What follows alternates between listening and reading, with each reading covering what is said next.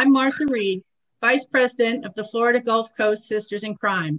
Welcome to Murder by the Book, our interactive murder mystery play where you get to solve the whodunit.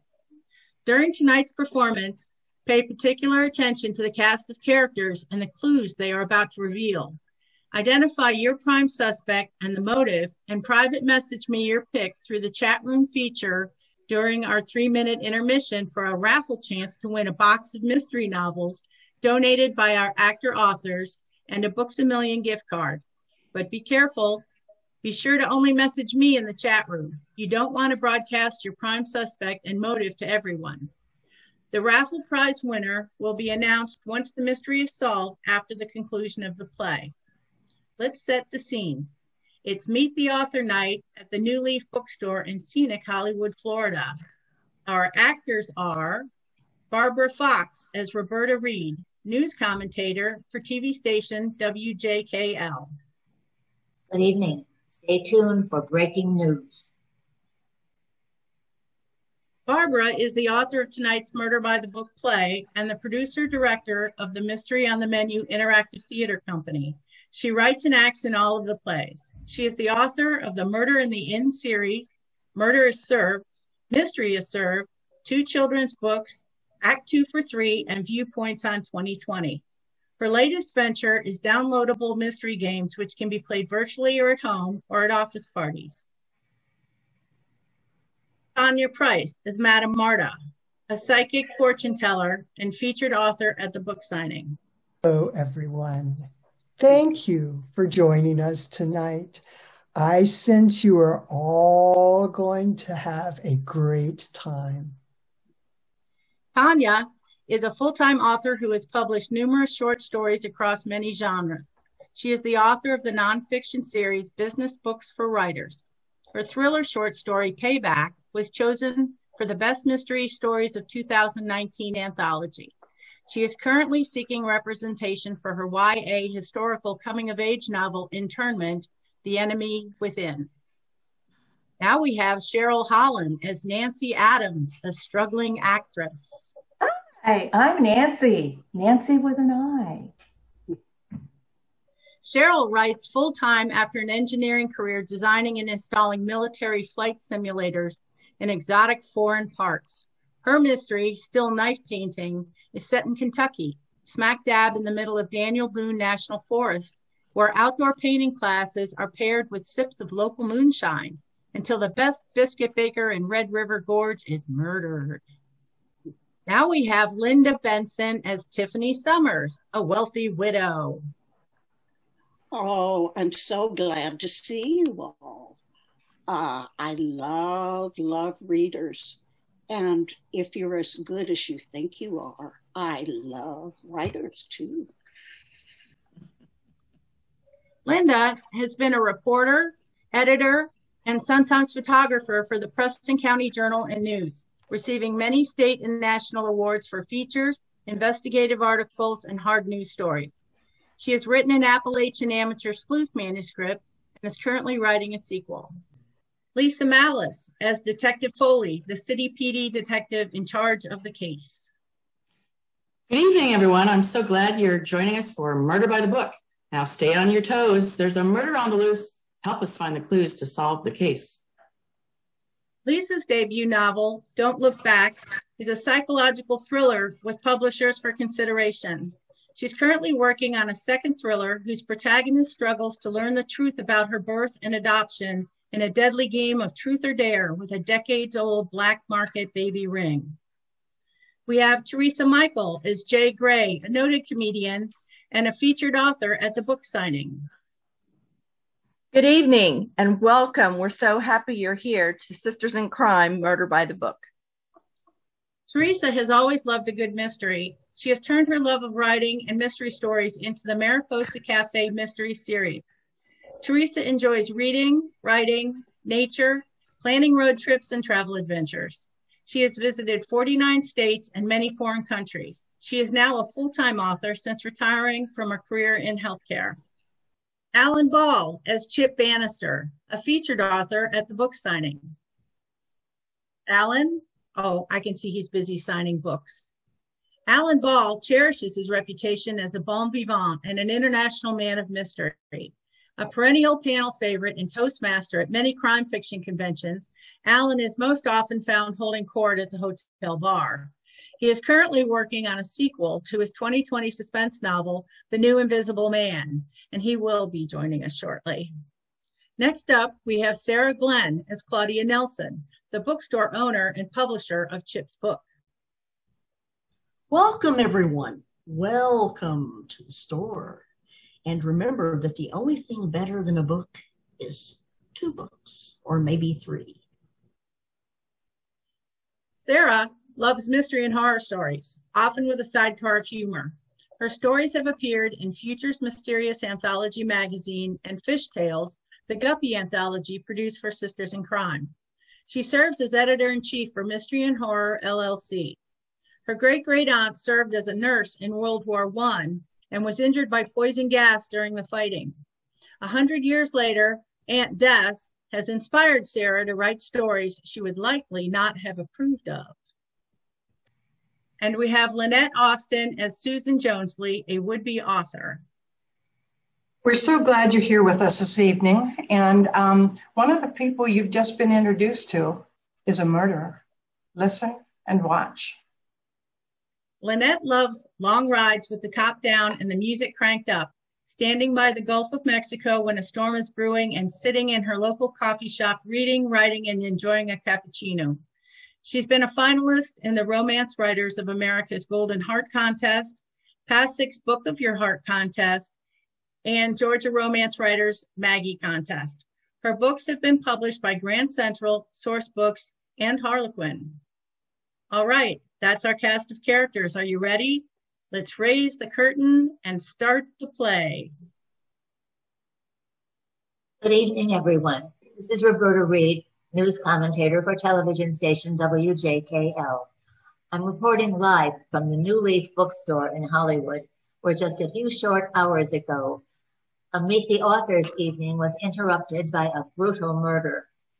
Before we reveal the name of the victim, let's take a look at the events leading up to the book signing. The owner of the bookstore, Claudia Nelson, said, Hello, everyone. Welcome to Meet the Author Night at the New Leaf Bookstore. We have some great authors for you to meet tonight, so let's get started. Our first author is one of my favorite comedians. She's made you laugh on the radio, television, in the movies, and now she's written a bestseller about our crazy life today. It's called Viewpoints on 2020 and is sure to be a bestseller. She's going to read a few pages to you. Here she is, Jay Gray. Hi, everyone. Well, 2020 was quite the year, I had to write a book about it. I've been eating a lot this last year, and I've gained a little, well, more than a little weight. My clothes are all too tight. The buttons on my jeans are social distancing from each other, but thank goodness my earrings still fit. Everyone laughed and applauded. Jay continued. I went to the supermarket the other day. Someone told me that a mask and gloves were enough to wear, but it was a lie. Everyone else was wearing clothes. She read a few more pages and then thanked everyone and sat down. Miss Nixon introduced the next author. Our next author is a very special lady who will amaze you with her abilities to predict the future and to write about it. Her book, Madam M Knows, has been flying off the bookshelves. Here she is, Madam Marta. I thank you very much. And I thank you all for coming here tonight. I know I can sense many things about you. Some of you have traveled here from far away, and some of you are celebrating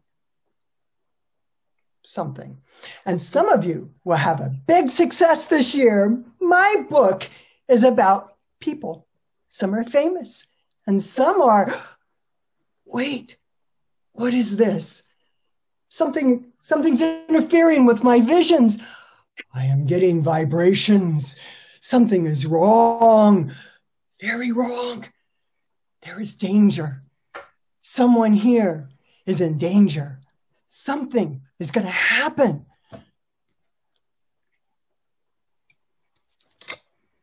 something bad. Miss Nelson interrupted. We must prepare. We must. Thank you, Madam Marta. That's all very interesting. Well, we have to move along now. I have one more author to introduce. But wait. I understand. You do not want to hear about danger. All right. You have been warned. I will say no more. So if anyone here would like a private consultation, you can contact me at askmadam.com. Miss Nelson interrupted again. Thank you again. Our final author tonight is very special to me because it's due to him that I became a publisher.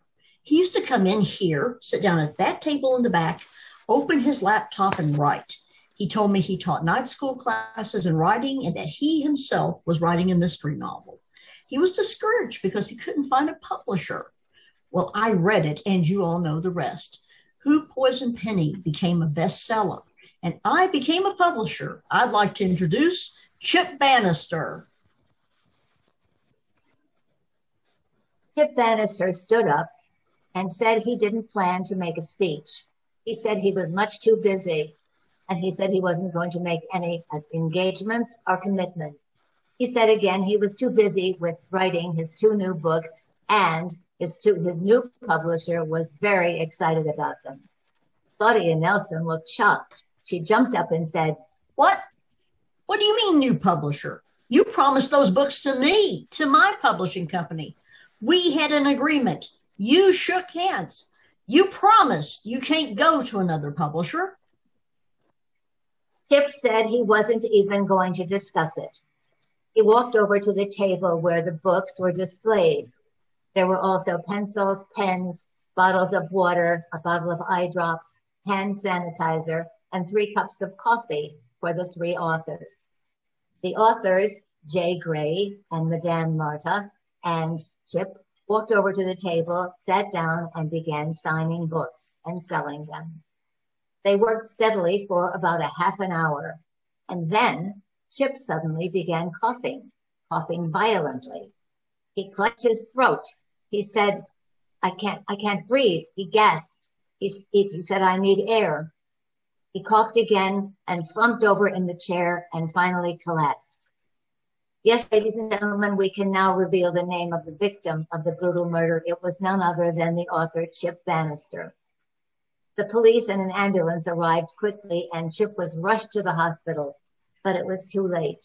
He was DOA, dead on arrival. Detective Foley from the City Police Department is in charge of the case. She said, Thank you, Roberta. According to lab reports, Bannister died from ingesting poison, tetrahydrozoline. Traces of the poison were found in his coffee cup. A few people at the bookstore have agreed to be interviewed. Claudia Nelson, the publisher, said, Chip was a talented author. He could have been another John Grisham. I'm so proud to have discovered him, and even prouder to have published his book. I'm sure that comment he made about going to another publisher was just talk. He was an honorable man, and I know we would straighten things out. Susan Jonesley, who claims to have been one of Chip's students in his writing classes, said, I'm not going to lie and say that he was a great guy, because he wasn't. He was a thief. He taught a writing class. I took it and I told him my idea for a book, and he stole it. I came here tonight to have it out with him, but someone got to him first. Nancy Adams, Chip's girlfriend and a local actress, said, Hi, I'm Nancy. Nancy with an I. Some people spell it with a Y, and that makes me like so mad. It's Nanci. I tell them, Nancy with an I. Anyway, I helped Chippy with his book.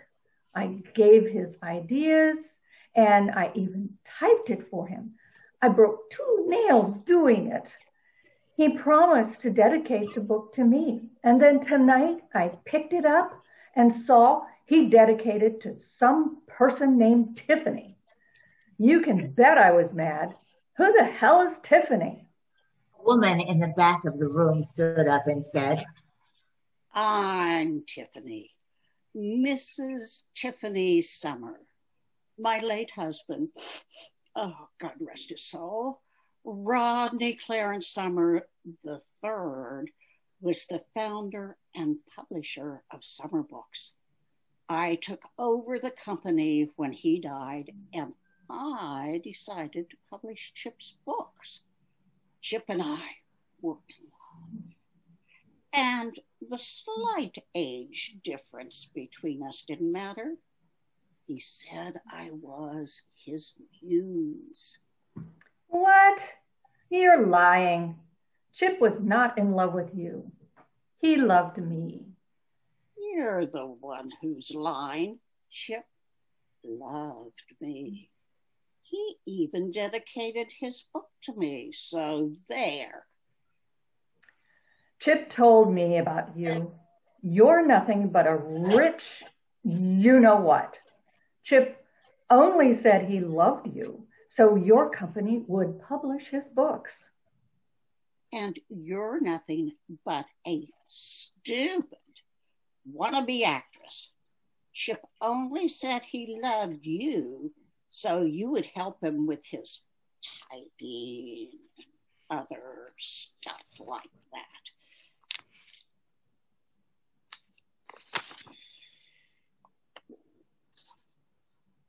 Chip and I were going to become engaged tonight. He was going to give me a ring. He told me so. What? You're lying.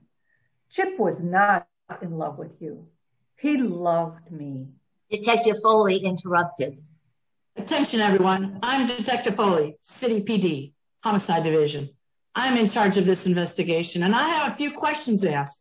Ms. Nelson, let's start with you. You said before that you were Chip Bannister's publisher. Is that correct? Yes, that's exactly right.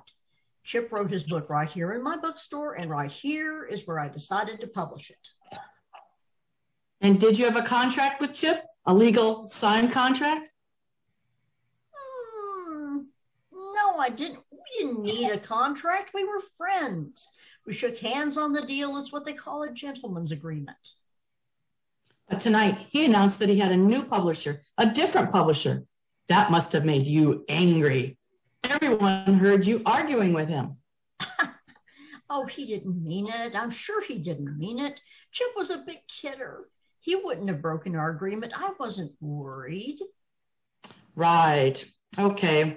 Moving along, Susan Jonesley, you told me earlier that you took some kind of writing class with Mr. Bannister. Is that correct? Yes, that's right. I did. I've always wanted to be a writer, so when I saw this class advertised at the new school, I signed up. Mr. Bannister was the teacher, and at first, I really liked him. I learned a lot. And then what happened? Well, the last day of class, we all turned in outlines for our books. Mr. Bannister collected them, said good luck, and left. He never returned our outlines.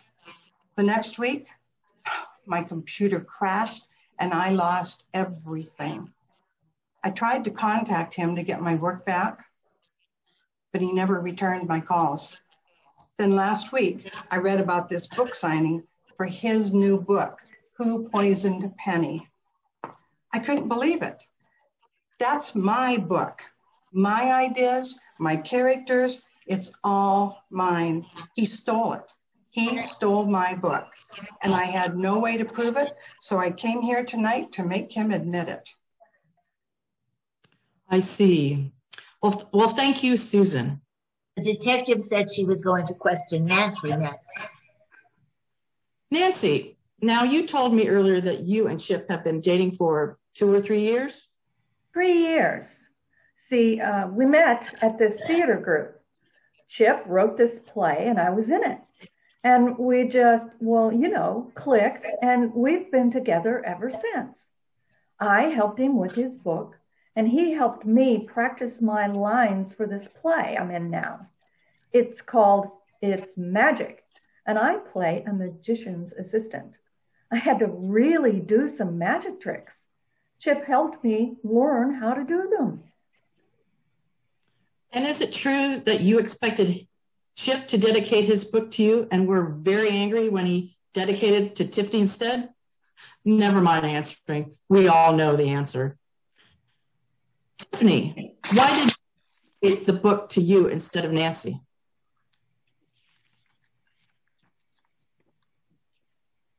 Well, it's obvious. He dedicated it to me because we were in love. And we were going to get engaged tonight. He was going to give me a ring he promised. And did he? Did Chip give you a ring? Never mind answering. We all know the answer. Jay Gray, the comedian, raised her hand. Excuse me, detective. I just met Chip Bannister tonight, and I want to say that those two women behaved disgracefully while we were signing books. Is that so? Tell me, what did they do? Well, that Nancy cut right into the line, picked up one of his books, and began screaming how hard she had worked on his book and how ungrateful he was and how dare he dedicate the book to someone else. She went on and on and on and on. She was so mad, she stamped her foot, and I think she slapped his face. That is so not true. You're just mad because no one was buying your stupid books. And that Tiffany was even worse. She started hugging and kissing on Chip.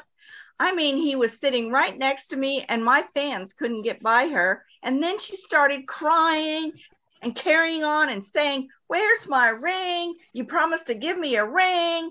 Oh my goodness. So it seems that several people... Madame Marta had been walking around during the investigation. She interrupted. Wait! Stop! Listen to me. Detective, tonight I warned everyone there was danger. No one listened, but you must listen now. I know. I can't breathe. I can't breathe. Help me, somebody. I think I've been poisoned. Madam Marta, she's dead. It looks like she may have been poisoned, just like Chip Bannister. But she was trying to tell me something, but I couldn't hear. I guess we'll never know what it was. That does it. I'm going to solve this case, and I need your help. I believe the murderer is... Wait, stop. Before you tell us who the murderer is, I think everyone else should have a chance to try to solve the crime. Please think about these questions. Who poisoned Chip Bannister? Who poisoned Madame Marta? And remember, you have to have a reason. You can't just blindly accuse someone.